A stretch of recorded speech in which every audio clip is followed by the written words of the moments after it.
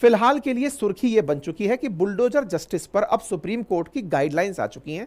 अब किसी का घर यूं ही नहीं तोड़ दिया जाएगा, यानी अफसरों के मन में आया और घर तोड़ दिया, ऐसा नहीं।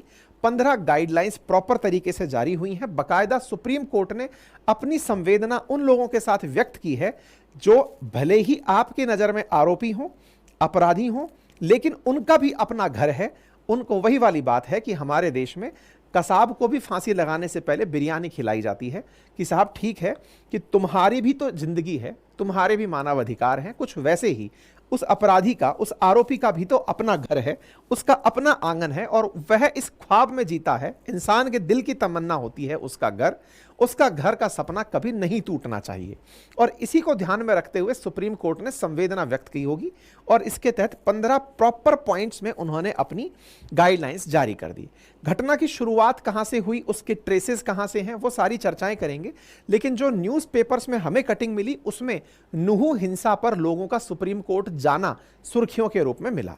लेकिन इसकी शुरुआत कहां से होती है, जो मतलब प्राप्त जानकारी है वो निकलकर आती है उत्तर प्रदेश के एक चर्चित केस जिसका नाम था विकास दुबे केस। उत्तर प्रदेश के अंदर एक गैंगस्टर विकास दुबे, कानपुर की घटना, जहां पर पुलिस उस गैंगस्टर को जब पकड़ने जाती है तो उसके द्वारा अंधेरे में पुलिसकर्मियों पर फायरिंग की जाती है।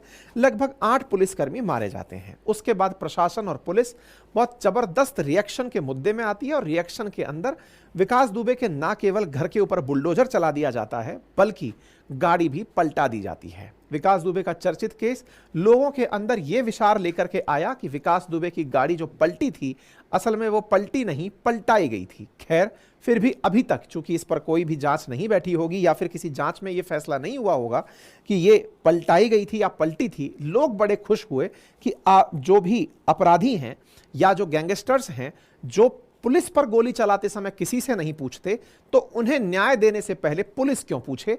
अपराधियों का इस तरह से ट्रीटमेंट हो, ये लोगों को तुरंत जस्टिस बड़ा पसंद आया। मैं अगेन कह रहा हूं कि पुलिस के हाथ की कार्रवाई जनता को कब पसंद आती है, जब जस्टिस न्यायपालिका का डिले हो रहा होता है। अगर न्यायपालिका तुरंत न्याय देने लग जाए, जिस तरह से न्यायपालिका इस मामले में तुरंत अपनी बात से टिप्पणी करने चली आई। आपने देखा होगा हमारे देश में न्याय को लेकर के बड़ी ही विचित्र स्थितियां हैं। बड़े लोग हैं, उनके लिए सुनवाई भी तुरंत हो जा रही है और ना जाने कितने ही लोग ऐसे हैं जो कि केवल और केवल अभी आरोपी हैं और आरोपी अंडर ट्रायल हैं और जेल में डले हुए हैं क्योंकि उन्हें कोई जमानत दिलवाने वाला मिल नहीं रहा है।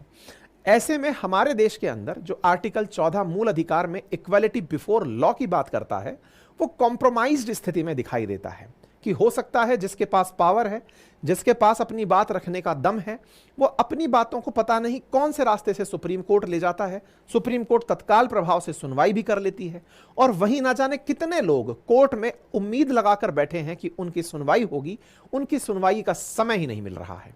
खैर, विकास दुबे के मामले में भी कोर्ट का रास्ता अगर अपनाया गया होता तो अपराधियों के हौसले और बुलंद होते और ना जाने कितने और अपराधी ऐसे होते जो पुलिस को 8 पुलिसकर्मी इसने मारे तो हो सकता है कि अपनी बहादुरी दिखाने के लिए वो 8 से 18, 18 से 88 करने पर विचार करते।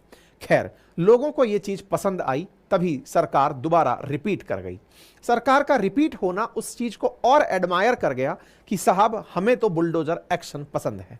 क्योंकि उत्तर प्रदेश के अंदर जो समाजवादी पार्टी के सुप्रीमो अखिलेश यादव हैं, उन्होंने विधानसभा चुनाव में इस मुद्दे को उठाया और कहा कि जो लोग पहले जगह बदलने के नाम से, जगहों के नाम बदलने के लिए जाने जाते थे, जैसे प्रयागराज नाम रखा गया इलाहाबाद का, तो बोले बाबा ने यानी योगी आदित्यनाथ ने जैसे शहरों का नाम बदला, ऐसे ही लोगों ने उनका नाम बाबा बुलडोजर कर दिया।